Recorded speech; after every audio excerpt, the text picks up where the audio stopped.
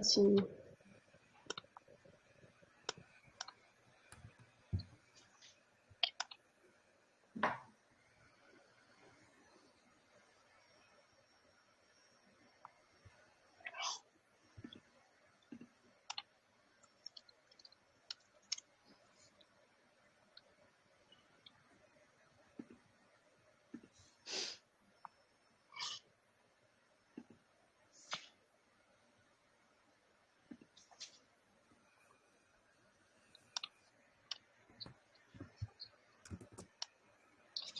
Bonjour à tous, j'espère que vous allez bien. On va attendre juste quelques minutes avant de commencer, histoire qu'il y ait un peu plus de monde.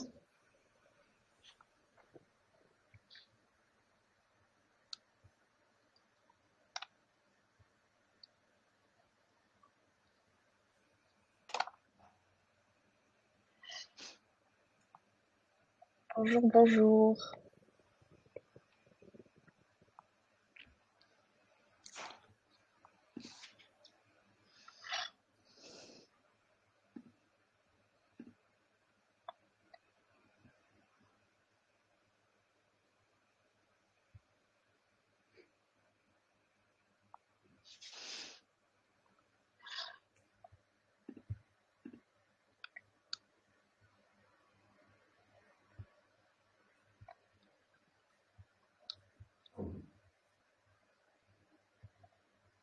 Bonjour.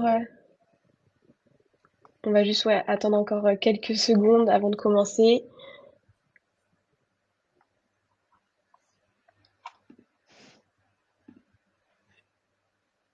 Clément et Olivia, ça va? Vous êtes prêts? Vous êtes en forme? Super. On est prêt, on est en forme. Top alors.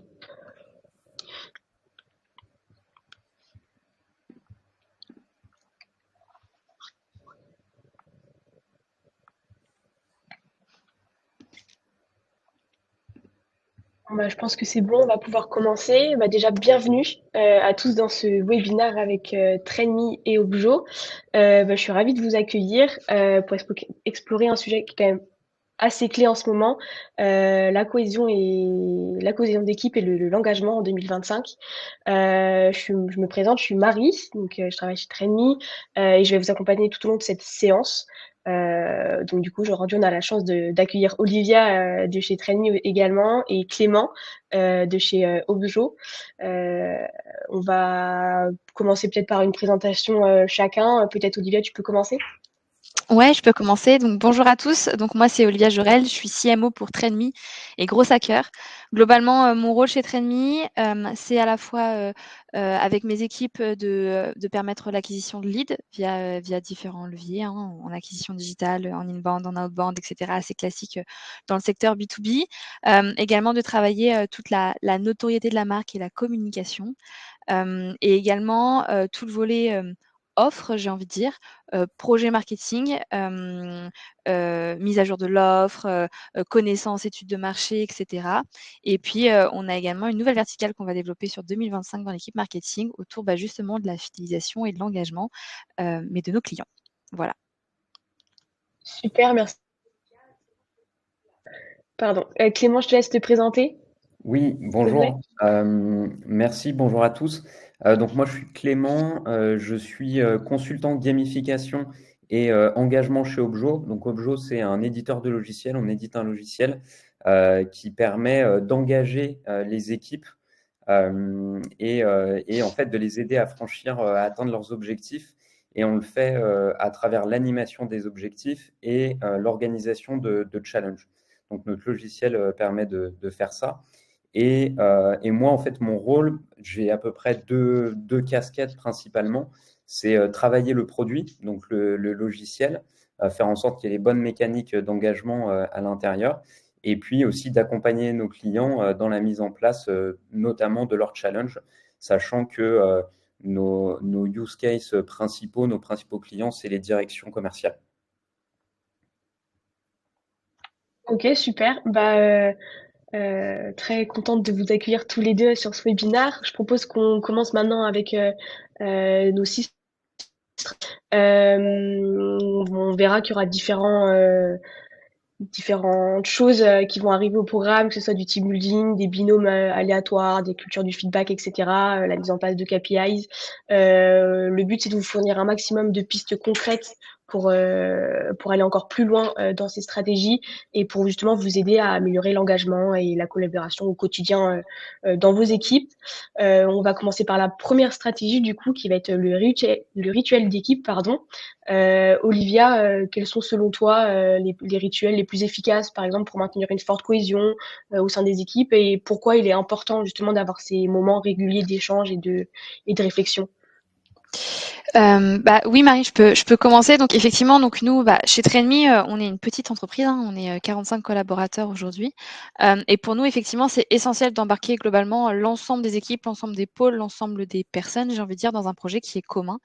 Et on a mis en place de nombreux rituels dans l'entreprise pour assurer justement la transparence dans les sujets traités et pour que chacun se sente finalement un peu partie prenante du projet dans son ensemble. Donc moi, je peux vous donner quelques exemples. On a typiquement un warm-up meeting qu'on fait tous les lundis matins.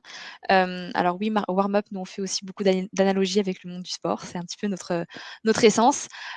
Et effectivement, donc ce warm-up, nous, c'est vraiment un kick-off du début de semaine où tout le monde se réunit, où chaque équipe liste un peu les sujets sur lesquels elle va intervenir, etc. Ça permet de donner de la visibilité à tout le monde. Mais c'est aussi un moment clé, globalement, pour nous, de partage, de nos réussites notamment. Et puis, c'est aussi un moment un peu clé, notamment parce qu'on va toujours avoir un petit mot d'encouragement de notre CEO, etc., pour un petit peu donner l'élan, on va dire, à la semaine. Donc, c'est hyper important. Et puis globalement, chez Trainme, dans toutes les équipes et toutes les semaines, il y a un certain nombre de rituels qui sont mis en place. Il y a effectivement des market training qui vont permettre de se former soit en équipe, soit aussi de partage d'informations au sein des équipes sur des stratégies, sur des projets en cours. On va avoir des meeting teams aussi. Certaines teams font aussi des cafés tous les débuts d'après-midi pour se retrouver et juste casser un petit peu les barrières. Et puis pareil, donner des kick-offs aux après-midi, notamment quand on est à distance, des choses comme ça. On va avoir également des pauses bien-être. C'est un petit peu l'essence de Trainme. On organise des programmes sport bien-être dans les entreprises. Donc nous, les pauses bien-être sont essentielles et on sait que ça fait aussi partie des rituels qui sont chers aux yeux de nos collaborateurs en interne, que d'avoir des pauses où on fait du sport tous ensemble aussi. On en reparlera tout à l'heure. Mais également des pauses un peu plus bien-être, des conférences, etc. pour nous lier.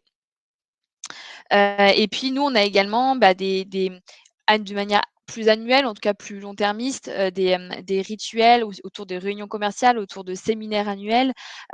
Toujours pareil, c'est assez classique dans les entreprises, mais ça permet véritablement de renforcer les liens, de sortir un petit peu parfois aussi la tête de l'eau et de profiter globalement d'un moment tous ensemble. Voilà, et puis on organise aussi très régulièrement des déj d'équipe, des after-work. C'est un peu plus classique, notamment dans le milieu des startups. Mais mine de rien, si c'est fait, c'est que c'est aussi hyper important pour nos collabs et nous aussi pour renforcer globalement la cohésion des équipes, d'autant plus qu'on est aussi chez Trainme sous une forme de travail en mode hybride.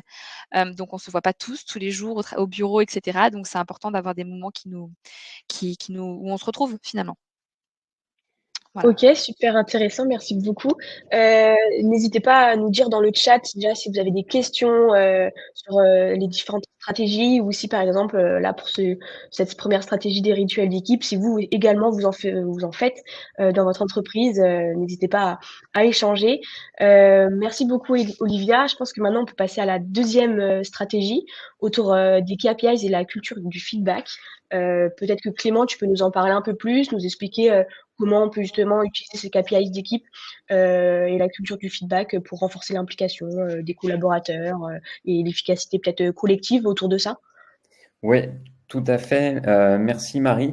Donc oui, effectivement, pour nous chez Objo, le feedback et les KPI, c'est vraiment des sujets centraux pour l'engagement. Voilà, on a quand même une approche très opérationnelle du fait des équipes qu'on engage sur la plateforme. Et en fait, ce qu'on observe dans la théorie de l'engagement, mais aussi sur ce qu'on a pu observer concrètement sur le terrain, c'est que l'engagement des collaborateurs dans leur métier, dans leur métier vraiment opérationnel en tant que tel, il est directement proportionnel à la pertinence des KPI qui sont suivis. Donc, je prends un exemple, celui qu'on connaît bien, donc c'est les commerciaux. C'est souvent des KPI qui sont liés à la rémunération qui sont les plus motivants. Parce qu'en fait, il y a toujours une rémunération. Donc, ça ne veut pas dire que, en fait, on ne peut motiver que via la rémunération, mais en tout cas, ça veut dire que si on motive sur des KPI qui sont indirectement liés à ça, ça va être plus motivant. Donc, ces KPI, en général, c'est ce qu'on va appeler les KPI stratégiques pour nous. Et donc ça, en fait, ça varie entre les équipes. Donc les KPI stratégiques, c'est vraiment les KPI qui sont susceptibles de plus motiver. Et donc dans ce contexte, le feedback, il intervient parce que si on veut aider les collaborateurs à atteindre ces objectifs, en fait, il faut vraiment donner du feedback régulièrement pour pas démotiver, pour pas décourager les collaborateurs. Donc, souvent, ces KPI stratégiques, c'est des KPI annuels. Donc, par exemple, réaliser 100 K euros de CA. Donc, ça peut être l'objectif d'un commercial qu'on donne à un commercial. Et donc, c'est normal de fournir un objectif annuel, mais encore une fois, ça peut être décourageant. Donc, nous, ce qu'on recommande, en fait, c'est vraiment d'avoir un suivi qui est beaucoup plus court terme, même à la semaine, en fait, des suivis hebdo. Ensuite, ça peut être mensuel, des objectifs intermédiaires. Et donc, c'est ça qu'on va vraiment venir animer. Et donc ça, on peut le faire via des mécaniques de gamification. C'est un peu notre cœur de métier. Mais sinon, pour revenir au point précédent sur les rituels, c'est vraiment là que va se faire le suivi avec le manager, avec l'équipe. Et on va pouvoir profiter de ce feedback pour en fait encourager et maintenir l'engagement dans l'atteinte des objectifs annuels. OK. Bah, au final, on peut voir que justement tous ces petits rituels et cetera et ces travaux, d'équipe, font qu'il y a vraiment une ambition, commune, que ce soit justement, bah, à travers tous ces KPIs. Donc merci beaucoup, Clément. Justement, je vais profiter de un peu cet engouement autour de l'équipe et cetera pour passer à la stratégie numéro 3 parce que, bah, je pense que quand on va avoir des KPIs communs, on a généralement des projets communs également. Et donc, du coup, sur la stratégie numéro 3 avec le projet transverse, le reverse mentoring et les équipes aléatoires, je ne sais pas si, par exemple, Olivia, tu peux nous en parler, pourquoi ce serait pertinent, de ton avis, d'en mettre en place, que ce soit des projets transverses, qui soient structurés, et s'il y a une bonne façon, entre guillemets, de les mettre en place. Ouais, complètement. Bah, de toute façon, je pense que c'est inhérent au monde de l'entreprise. Enfin, aujourd'hui, on ne peut pas être tout seul sur son poste et avancer tout seul, avec ses petites billes, pour monter un projet. Donc c'est essentiel évidemment et c'est même d'avoir des projets transverses dans l'entreprise et je trouve que justement ces projets finalement même inter-équipe, ils ont un rôle qui est essentiel notamment aussi pour casser les silos. Moi, je sais que j'ai travaillé dans des trop grosses structures et cetera où justement très silotées et des projets plus voilà, inter-équipe, bah, ça permettait effectivement de casser des silos, de rencontrer, des homologues sur, d'autres marchés, d'autres verticales et cetera et globalement de pouvoir, aussi après, faciliter, pas mal de choses et puis, bah, globalement, ça renforce aussi l'entraide parce qu'on se rend compte qu'on n'est pas tout seul non plus, dans le bateau, quoi et que globalement, on peut trouver aussi des solutions un petit peu partout. Et donc pour les mettre en place, bah, de façon efficace, alors de manière classique, hein, il existe, bah, oui, des outils, agiles, collaboratifs sur le marché qui nous permettent de le faire. Enfin, je sais que nous chez Trainme, on utilise, bah, beaucoup, Slack, hein, qui est une messagerie interne qui nous permet, bah, de parler entre nous au quotidien et de manière, plutôt, fluide, et pareil, naturelle, quoi. On a également Notion ou Asana, par exemple, qui nous permettent vraiment de suivre du projet avec des roadmaps et cetera. Donc ça, c'est pour un point de vue très technique, j'ai envie de dire. Et puis, ce qui est important, je pense que c'est de se voir, de se réunir, d'organiser des réunions, et puis globalement d'impliquer tout le monde pour un meilleur engagement.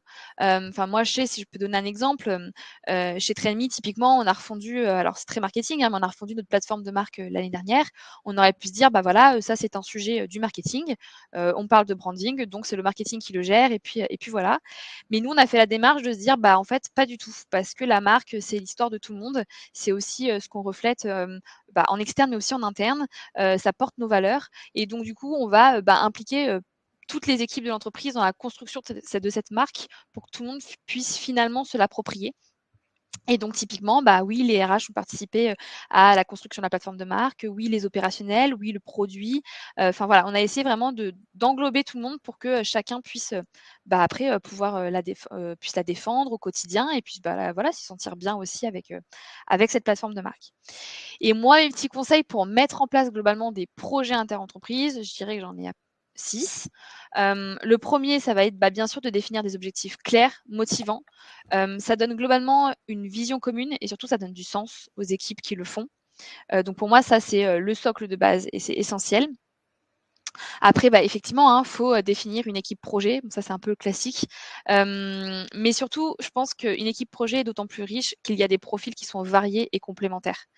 Encore une fois, nous, chez Trainme, pour reprendre mon exemple, quand on a monté la plateforme de marque, il y avait des personnes autour de la table qui n'avaient, jamais vu ce qu'était une plateforme de marque, pour qui même c'était pas très concret, donc avec un peu de distance par rapport à ça.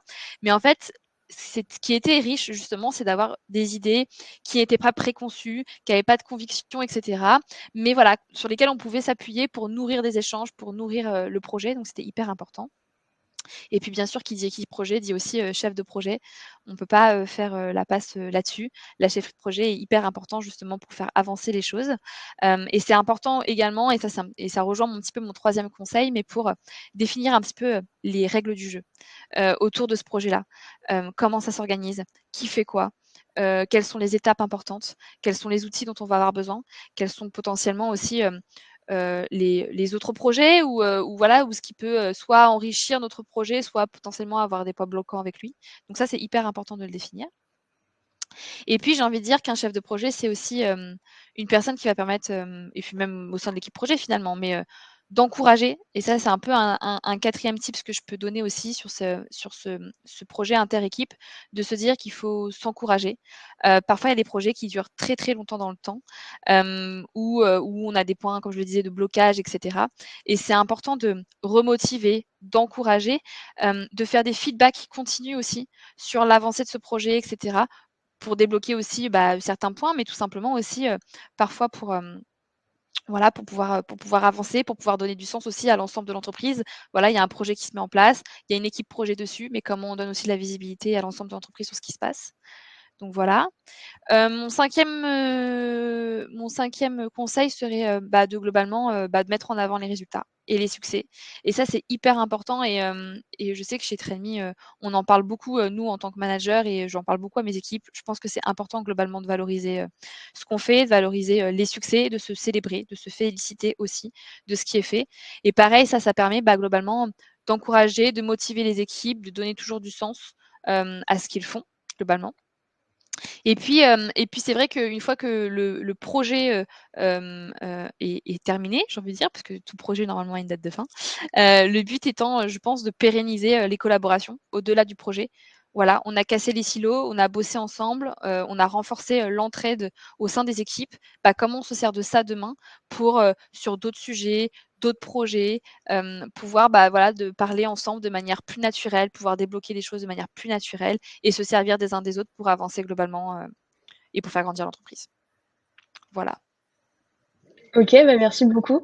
J'imagine qu'il y a plein d'autres, on va dire, un peu, techniques pour justement, travailler un peu en équipe. Peut-être que Clément, tu peux nous en donner peut-être d'autres si tu en as? Je vois aussi qu'il y a une question sur les reverse mentoring de Alexandre. Peut-être que ça y répond également. Je te laisse nous en dire un peu plus. Oui. Oui, tout à fait. Alors, juste pour répondre sur le reverse mentoring, à l'origine, c'est en fait l'idée de dire que des personnes plus jeunes en fait dans les entreprises vont venir former des personnes plus seniors sur des sujets qui seraient plus maîtrisés en fait par les jeunes générations, justement. De manière générale, nous, en fait, on va plutôt l'appliquer en se disant que chacun a ses compétences et que justement, on peut mixer les équipes. Et donc, parfois, dans le cadre de challenge, justement, les équipes avec différentes compétences pour en fait produire des équipes qui sont équilibrées et que chacun puisse bénéficier de l'expérience d'un autre dans ce contexte. Donc, après, pour répondre à la question sur effectivement les méthodos de travail, donc moi, je vais juste rajouter un point qui est moins lié à comment on crée de la cohésion en transverse dans les équipes, mais plus à l'intérieur d'une même équipe, par exemple. Donc, chez Objo, on a une méthode qu'on aime beaucoup et en fait qu'on a beaucoup rencontré chez nos clients. Donc ça vient pas de nous, c'est pas nous qui l'avons inventé. C'est le fait de créer des binômes de niveau et ou d'ancienneté. Donc concrètement, plutôt que de créer des challenges commerciaux un peu classiques où des équipes vont être en compétition, donc dans le domaine commercial, c'est souvent par exemple des équipes de région, on va créer en fait des binômes avec un collaborateur expérimenté et un collaborateur qui vient d'arriver dans l'entreprise, qui est beaucoup plus novice. Et donc ça permet de faire circuler les bonnes pratiques et ça permet aussi de créer des dynamiques de coopération, de formation en fait sur le tas. Et cette coopération, elle est vraiment importante parce que voilà, notamment dans les équipes commerciales, on a souvent pas mal de compétitions. Et en fait, bah voilà, c'est un truisme, hein, mais clairement, la compétition n'est pas favorable à la cohésion d'équipe. Et ça, c'est pas uniquement une intuition, hein, ça a été montré quand on est en compétition, l'appréciation qu'on peut avoir de ses collègues et de toute personne d'ailleurs avec lesquelles on est en compétition diminue.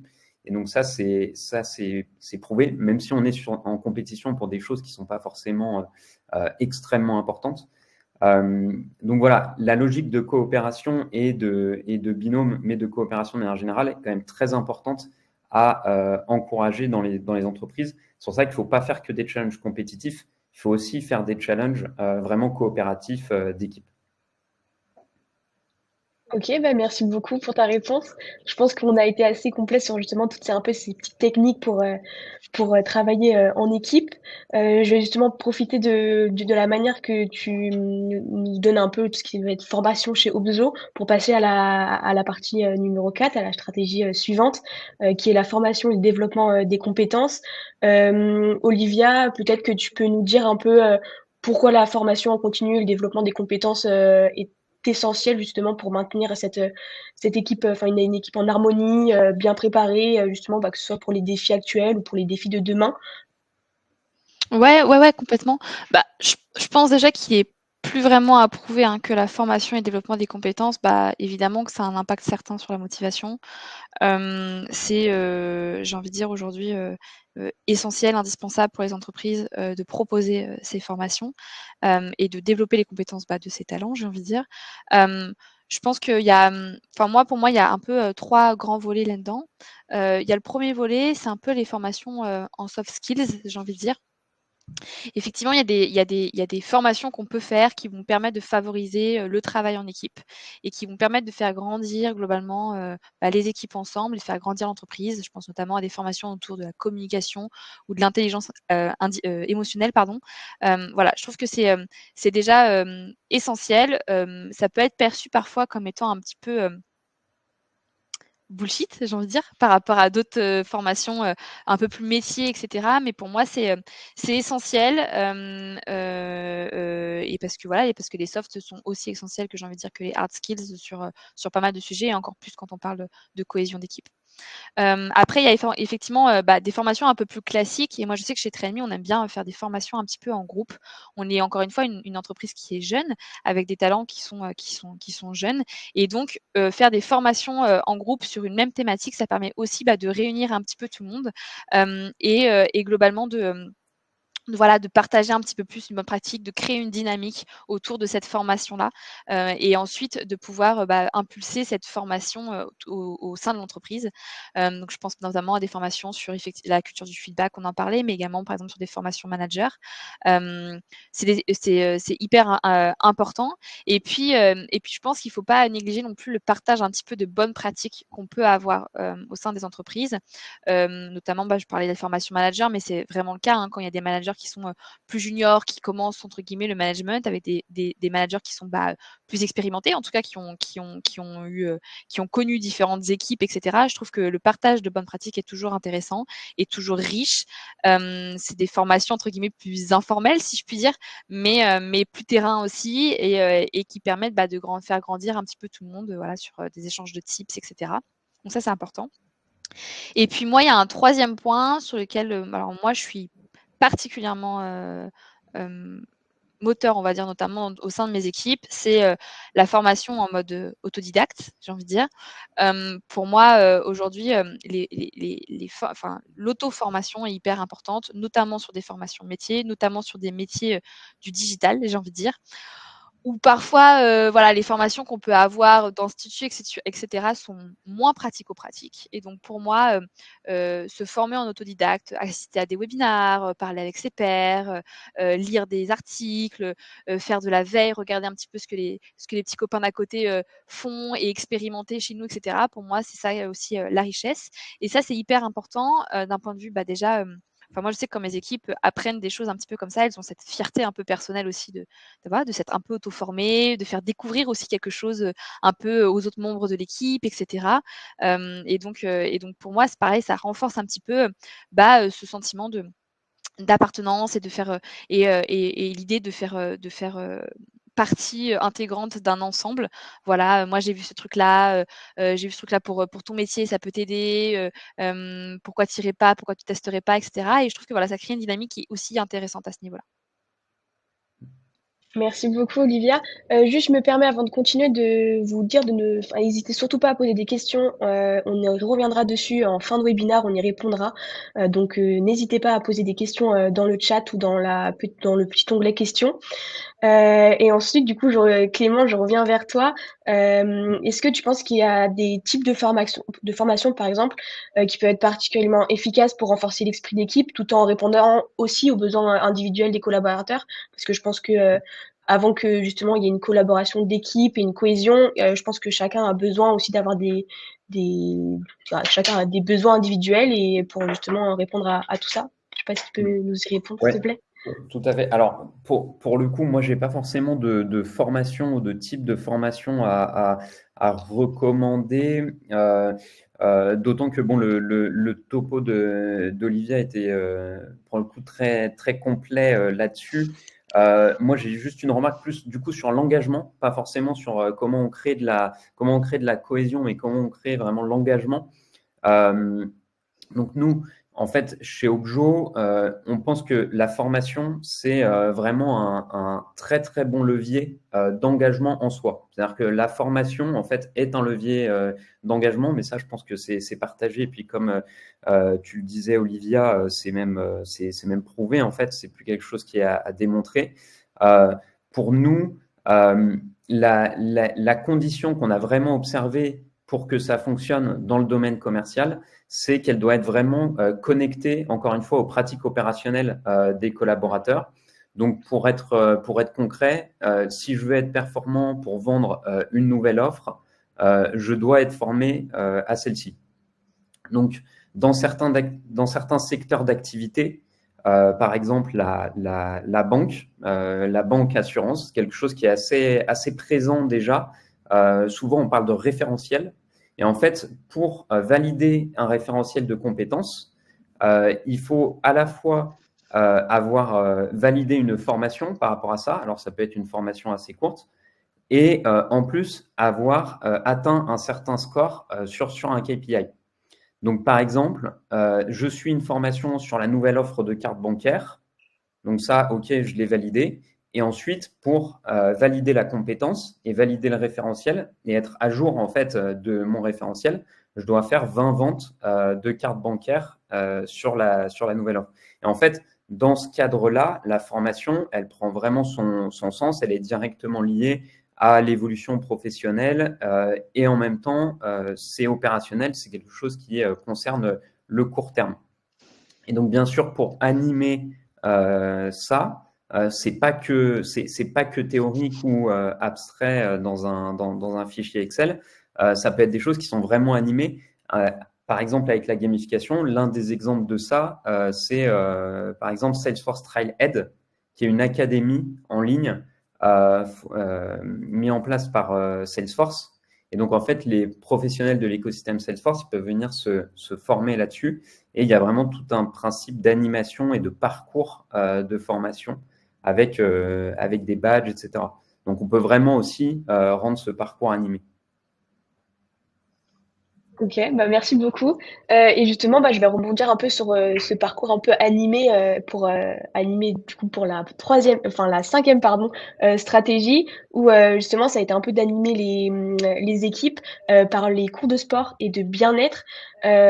Olivia, peut-être que tu peux nous expliquer, comment tu vois l'intégration justement des pratiques un peu, sport et bien-être, comment elles contribuent à renforcer les liens entre les équipes, à améliorer leur bien-être au quotidien par exemple ou encore, comment les mettre en place facilement?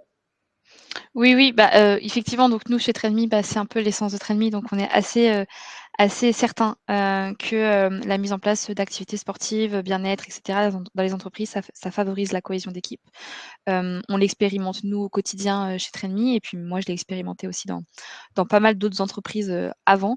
Bah, globalement, effectivement, moi, ce que je trouve intéressant et ça fait un petit peu le parallèle aussi un peu avec des projets transverses, mais ça permet, aux collaborateurs, bah, de différents services d'échanger et de se découvrir aussi dans un cadre un peu informel et un peu différent du monde de l'entreprise.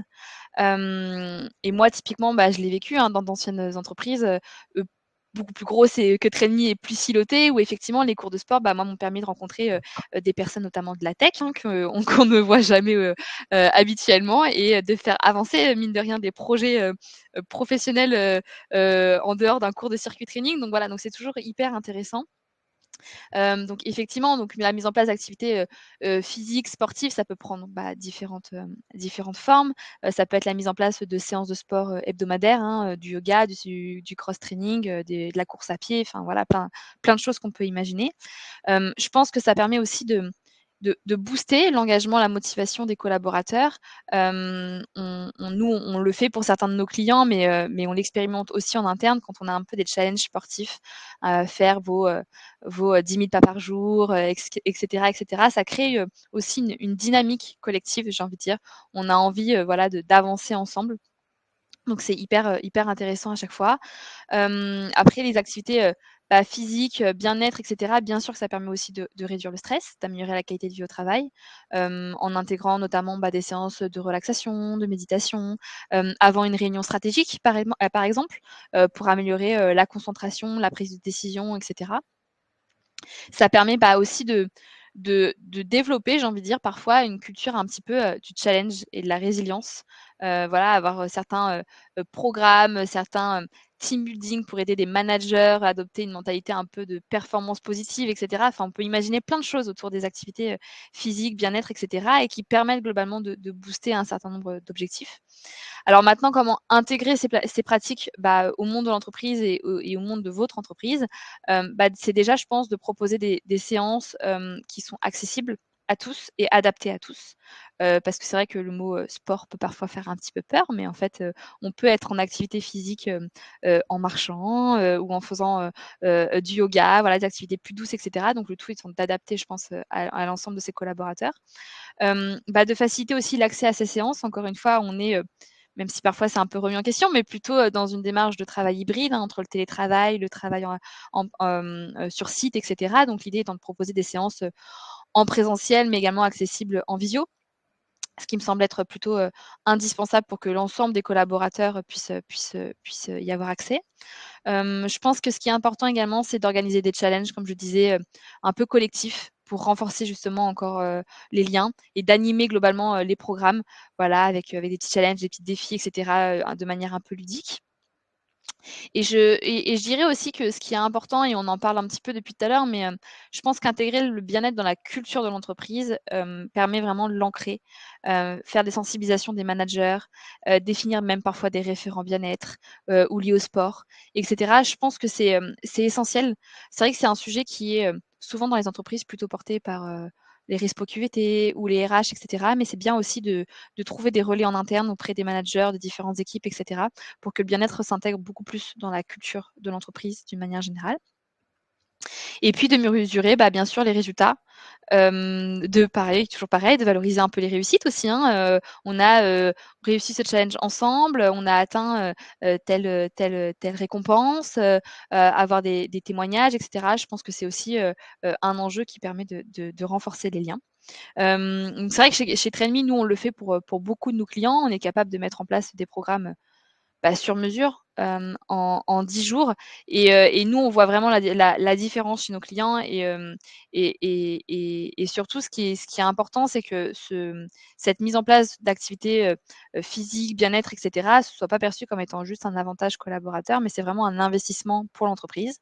Un investissement parce que, bah, effectivement, ça permet de resserrer les liens, ça permet de la productivité aussi supplémentaire, parce qu'on va être plus motivé, parce qu'on va permettre aussi, bah, encore une fois, de casser les barrières entre certaines équipes.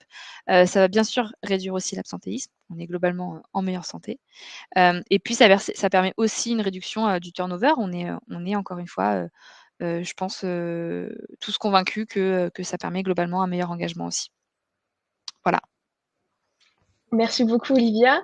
Je pense qu'on peut faire un petit switch pour arriver à la dernière stratégie parce que bon, je pense que ce que soit cours de sport, bien-être, etc., on va dire qu'on va arriver du côté de tout ce qui va être team building et récompense collective, challenge, QVT et RSE, des techniques que tu nous as un peu avancer sur la partie d'avant. Du coup, on va peut-être un peu plus en parler plus profondément. Peut-être que Clément, tu peux nous en dire un peu plus sur justement c'est les challenges en interne. Peut-être que vous en faites chez Objo, des récompenses collectives, etc. Peut-être que vous en avez aussi et comment ça peut justement booster la productivité et renforcer justement bah, la cohésion des équipes. Ouais, ouais, ouais, bien sûr. Alors, de manière générale, bon, on en a parlé un peu avant. Les challenges d'équipe, pour nous, c'est vraiment la meilleure façon de créer la cohésion. Notamment, en fait, il y a un type de challenge auquel on pense pas souvent en fait dans les entreprises. C'est vraiment les challenges qui sont 100% coopératifs. Donc, c'est vraiment toute l'entreprise. Parfois, on l'a eu, hein, ça. Toute l'entreprise poursuit un même objectif. Donc, par exemple, pour un lancement de produit, on avait eu un objectif commun qui était vraiment commun aux 2000 collaborateurs de l'entreprise, qui était de faire, je ne sais plus exactement, mais enfin, en gros plusieurs milliers de posts sur LinkedIn pour promouvoir la sortie du nouveau produit. Donc cet aspect vraiment 100% coopératif, il est notamment super intéressant pour tout ce qui est justement transverse, donc communication, notamment communication externe la plupart du temps, donc dans des lancements de produits, pour du recrutement et de la cooptation aussi, par exemple, ça peut très bien fonctionner. Bref, toutes les problématiques et tous les objectifs qu'on veut atteindre et qui sont vraiment communs à toutes les équipes et pas uniquement à un service en particulier. Donc sur ça, il y a le 100% coopératif. Après, on peut aussi faire des challenges inter-équipes plus classiques où les équipes sont en compétition. Et, donc, voilà, pour des sujets externes. Après, moi, j'encourage aussi, encore une fois, à le faire même dans des équipes qui sont bien silotées. Ça peut vraiment être intéressant de faire un challenge 100% coopératif par an au moins, Alors, pas forcément long, hein, un mois, ça suffit, mais ça permet vraiment de créer une cohésion d'équipe et du coup, en fait, de faire une sorte de team building. Les sujets peuvent être plus ou moins opérationnels. Voilà, enfin, on peut aussi faire au sein d'une équipe des challenges sur justement du sport. Ça existe, on l'a vu. On l'a jamais fait nous pour le coup, mais clairement c'est quelque chose qu'on pourrait faire en connectant de la data, etc.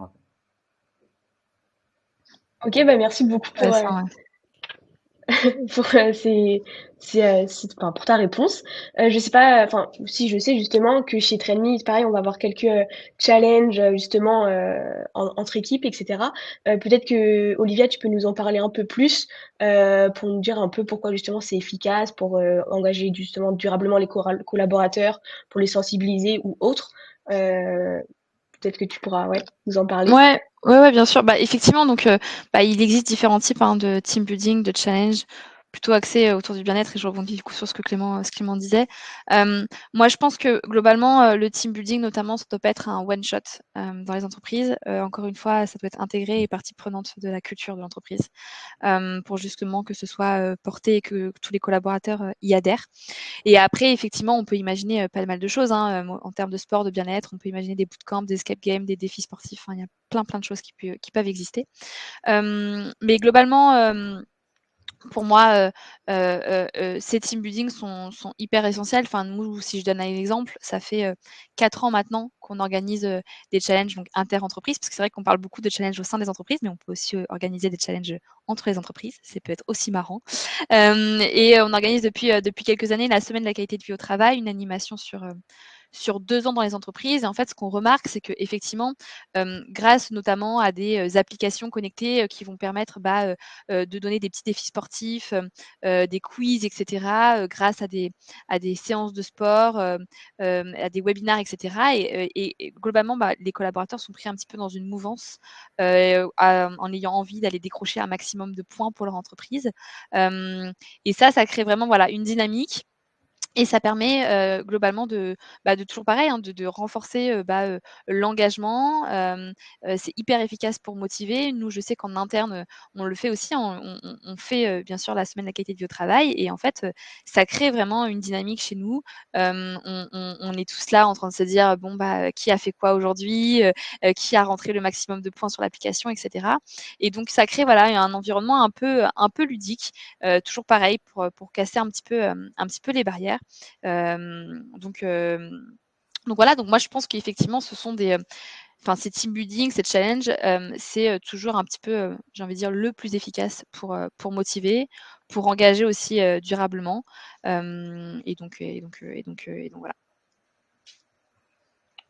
Bah, merci beaucoup Olivia pour ta réponse. On arrive à la fin du webinaire, donc je vois que beaucoup de personnes sont inspirées et ont pas mal de questions. Donc je vais me permettre de vous passer les questions, que ce soit pour Clément ou Olivia. On va d'abord commencer par Clément. Concernant les objectifs, qu'ils soient personnels ou collectifs, à ton avis, quelle est la meilleure répartition justement à mettre en place dans son équipe, si c'est du 50-50, du 75-25? Oui, Ouais. c'est ça. Ouais, en fait, il y a pas de bonne réponse parce que en fait, tout dépend, comme souvent avec l'engagement. Enfin, quand on est assez précis, on va dire, dans une équipe ou dans un service, en fait, tout dépend du contexte initial de l'entreprise. C'est-à-dire, nous, on a des entreprises qui animent euh, tous leurs objectifs par des objectifs communs. Et donc là, pour elle, dans un premier temps en tout cas, c'est totalement impossible de passer sur des KPI individuels. Et à l'inverse, on a des entreprises où, depuis le début, depuis très longtemps, c'est vraiment dans la culture d'entreprise d'animer individuellement. Et là, c'est plus compliqué de mettre en place des objectifs collectifs. Donc en fait, il y a tout un continuum. Et en fait, la, la, la, la bonne réponse, c'est que clairement, enfin la bonne réponse, c'est en fait, il faut essayer de progresser petit à petit vers le bon curseur. Mais sachant que effectivement, si on avait l'habitude de faire du 100% collectif à chaque fois, objectif collectif, et qu'on passe tout en individuel du jour au lendemain, c'est certain que ça va pas fonctionner. Donc en fait, il faut y aller petit à petit. Et nous, parfois, par rapport à notre logiciel, typiquement, on peut continuer d'animer des objectifs collectifs, mais on va pousser un petit peu de récompenses individuelles selon les cas si on a la data pour le faire. Parce que parfois, on n'a aussi pas du tout de data. Les KPI ne sont pas du tout traqués au niveau individuel, donc on ne peut rien faire. Mais il faut y aller par petites touches, en gros. Ok, bah merci beaucoup. J'espère que ça aura bien répondu à la question. Je peux avoir maintenant une question pour Olivia, une question de Jean-Marc. Comment justement ancrer les cours de sport dans le temps et faire que bah, ce soit la direction qui pousse le programme, que vraiment ouais, les cours de sport tiennent. Ouais, bah, c'est un petit peu une question cruciale que nous, nos clients nous remontent régulièrement. Et alors effectivement, je pense que déjà, il y a un sujet de donner l'exemple. De donner l'exemple au sommet, j'ai envie de dire, de l'entreprise. Que effectivement, les valeurs un petit peu du sport doivent être incarnées. De retrouver également j'ai envie de dire des ambassadeurs, des relais en interne, à toutes les strates, j'ai envie de dire, de l'entreprise aussi, pour pouvoir pousser ces messages-là. Parce que c'est vrai que tout seul, avec son petit bâton de pèlerin, parfois c'est compliqué. Donc trouver des relais, des personnes qui en sont convaincues et qui peuvent aussi promouvoir un petit peu le projet en interne, c'est je pense essentiel. Après, bah, comme tout projet, comme tout programme, ça s'anime énormément, parce qu'on peut proposer plein de choses aux collaborateurs. Et effectivement, au départ, il y a de l'engouement, et puis parfois c'est comme un peu un soufflé, ça retombe un petit peu. Et donc, il faut toujours animer un maximum en interne, remettre une couche de communication, remotiver, voilà. Et toujours pareil, je pense que au sein même des collabs, et cetera, trouver aussi des relais, des ambassadeurs qui vont permettre, bah, de motiver aussi un petit peu tout le monde. Moi, je sais que je l'ai vécu dans d'anciennes entreprises, mais, à la fin, c'était plus les ressources humaines qui avaient mis en place des cours de sport qui nous motivaient, hein. C'était nous, on avait créé une petite communauté, j'ai envie de dire, entre nous, et on se motivait tous les jours pour aller au sport, entre deux réunions, etc. Donc c'est aussi ça qui fait, je pense, la force du programme. Il faut bien sûr, bah, globalement, impliquer la direction, impliquer les collaborateurs dans la conception de ce programme-là, parce que forcément, plus on est impliqué et plus on est engagé, et plus on y croit, plus on a envie de le faire, et cetera. Donc je pense que c'est aussi ça qui est importante. Et puis certainement, l'un des enjeux principal, notamment quand il faut convaincre, j'ai envie de dire, une direction, c'est de montrer l'impact que ça a, l'impact chiffré. Quel impact ça a sur, bah, comme moi je le disais tout à l'heure, hein, sur la productivité, sur le turnover, sur le bien-être des équipes. Voilà, pour moi, c'est aussi ça qui est essentiel. Ok, bah, du coup, je vais justement enchaîner sur une question toujours sur les cours. Est-ce qu'il y a des freins majeurs justement du côté de l'entreprise pour la mise en place de ce type de cours et justement comment les lever pour essayer du coup bah, de les enlever et de pousser justement ces cours? Ouais, ouais, bah, bien sûr. Alors il y a toujours des freins. Alors globalement, ça va être on n'a pas d'espace sportif dédié. Donc ça, souvent on répond: «Bah, c'est pas grave, vous prenez une salle de réunion, vous poussez, 3 tables, 2 chaises, et puis vous avez votre espace sportif». Parfois on a aussi, certains qui nous disent: «Bah, nous, enfin effectivement, organiser un circuit training, c'est pas possible, il y a pas de douche, et cetera, pour nos collabs». Là encore, il y a des solutions. On n'est pas obligé de faire un circuit training pour se mettre en mouvement et bouger. Ça peut être un cours de yoga, et là, enfin voilà, une activité un peu plus douce où on n'a pas forcément besoin de prendre une douche. Ça peut être aussi adapter, bah, un planning, un calendrier. Peut-être se dire plutôt: «Bah, on va faire les cours plutôt, en fin de journée». Comme ça, les collaborateurs, bah, une fois qu'ils ont terminé leurs cours, bah, ils peuvent rentrer chez eux, prendre une douche, par exemple. Voilà, ça va être, effectivement aussi parfois, et c'est un peu notamment en ce moment, hein, le nerf de la guerre côté entreprise, mais parfois c'est perçu comme étant cher et pas comme étant, bah, un investissement, malheureusement, pour les entreprises. Or ça l'est, donc ça va être, bah, de montrer effectivement, bah, quel impact ça a pour l'entreprise. Et aussi, il faut savoir que la mise en place de cours de sport dans les entreprises, c'est, en tout cas avec la solution TrainMe, c'est 10 € par an et par collab. Donc ça peut aussi rentrer dans des pockets plus modérés. Et voilà. Ok, top. J'ai une question pour Clément maintenant. Quels outils justement permettent d'évaluer la cohésion d'équipe, la motivation des collaborateurs justement suite aux différentes actions qu'ils peuvent mettre en place? Oui, bien sûr. Alors, pour la partie cohésion, d'équipe en tant que telle, honnêtement, c'est pas quelque chose, dont on a trouvé pour l'instant on va dire vraiment les données pour vraiment s'en rendre compte. Après, on peut faire des enquêtes, de terrain avec les managers qui prennent, la température et qui nous remontent des informations, ça c'est sûr, mais ça reste des données quand même assez subjectives. Après, ça, de manière générale, ce serait une question pour notre équipe Customer Success qui traque vraiment les choses. Pour la partie motivation, alors il y a plusieurs choses. Ça va dépendre des cas, mais en gros, il y aura plusieurs métriques à aller regarder. Déjà, c'est effectivement, Olivier en parlait juste avant, en fait, c'est l'impact. Donc pour nous, en fait, c'est l'impact sur les différents KPI, les objectifs. En fait, est-ce que les objectifs ont été atteints? Est-ce que ça a permis de dépasser les performances par rapport à l'année dernière, par exemple? Donc nous, on a pu, par exemple, mesurer qu'il y avait par collaborateur sur une entreprise d'assurance une vente de contrats supplémentaires tous les 2 jours. Ça, c'est des types de métriques qu'on arrive à évaluer. Et après, sur la motivation, il y a aussi vraiment tout ce qui va être sondage pour les managers et pour les collaborateurs, taux de satisfaction, etc., qui sont quand même des choses importantes.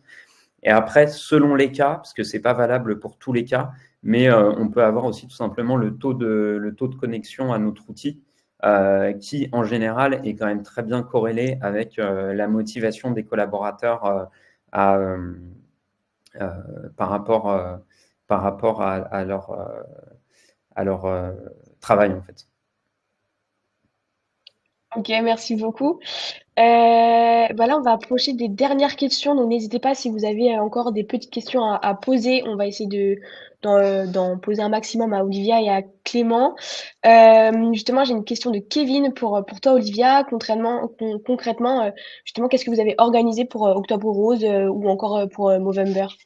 Oui, ouais, c'est vrai qu'on est passé assez vite sur cette partie-là. Je suis peut-être pas rentrée dans le détail. Donc effectivement, Octobre Rose, Movember. Donc nous, comme je vous ai parlé de la semaine de la qualité de vie au travail, mais effectivement, on a aussi des challenges qu'on organise à l'occasion d'Octobre Rose, Movember.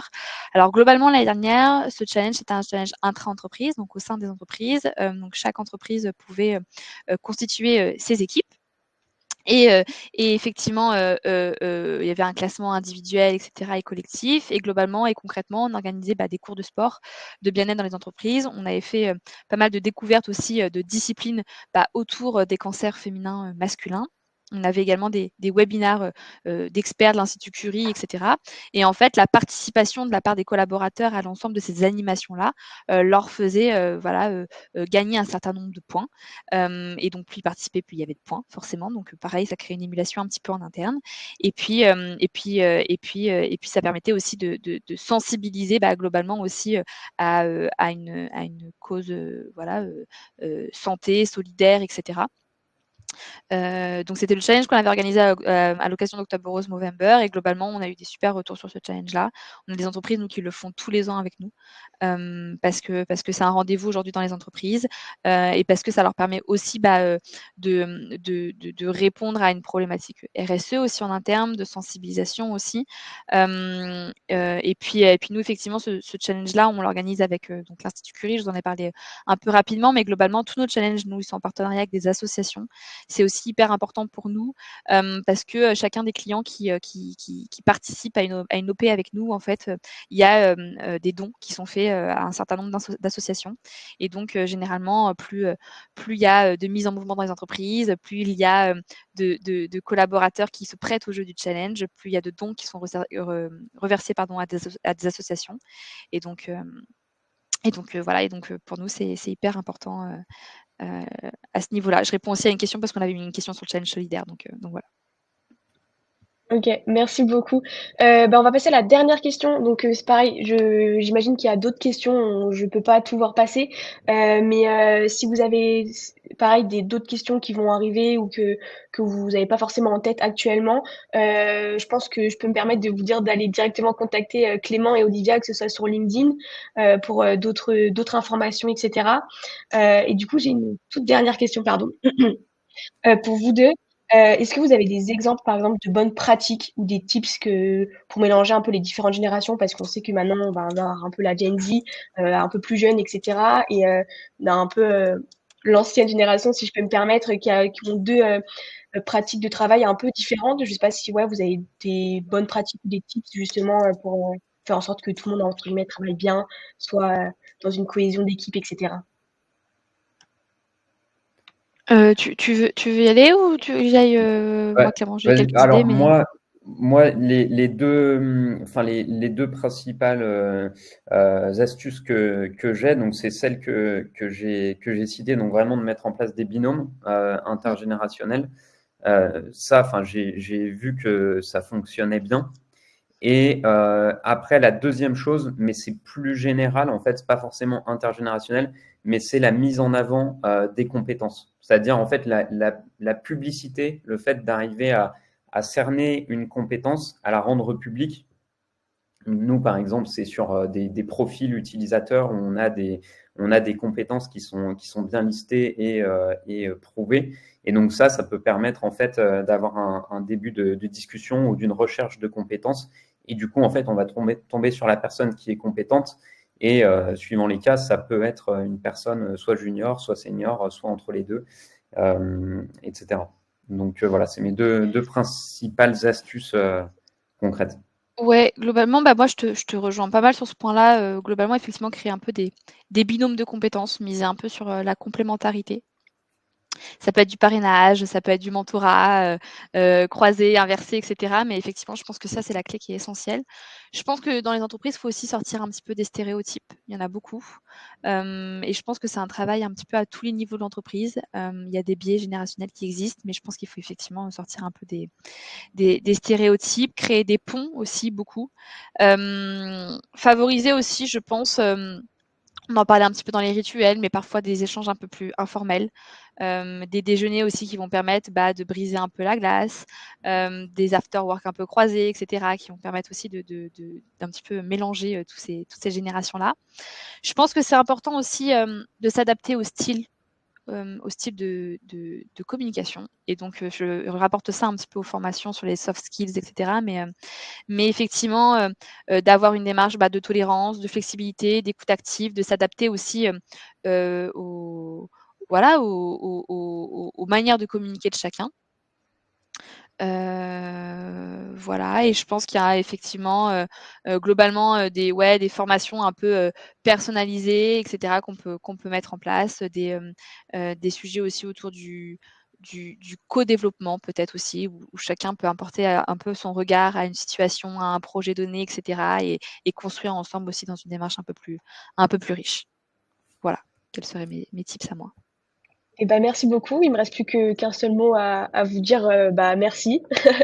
J'espère que le webinaire, il vous aura plu, qu'il aura pu vous apporter, différentes idées, que ce soit, concrètes, des outils pratiques et cetera, justement, pour renforcer, la cohésion de vos équipes en 2025. Le replay du webinaire vous sera envoyé, donc vous pourrez revoir toutes les stratégies et cetera si vous voulez, les revisionner.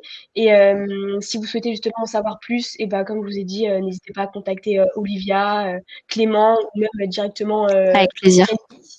Et ben, en tout cas, merci beaucoup d'avoir été là, de nous avoir suivis. Merci à Clément, merci à Olivia, et Merci. à bientôt pour, le prochain webinaire qui sera d'ici, un peu moins d'un mois, le 23, avril, si je me trompe pas. Merci beaucoup. Bonne Merci journée à tout le beaucoup. monde. Merci. Merci.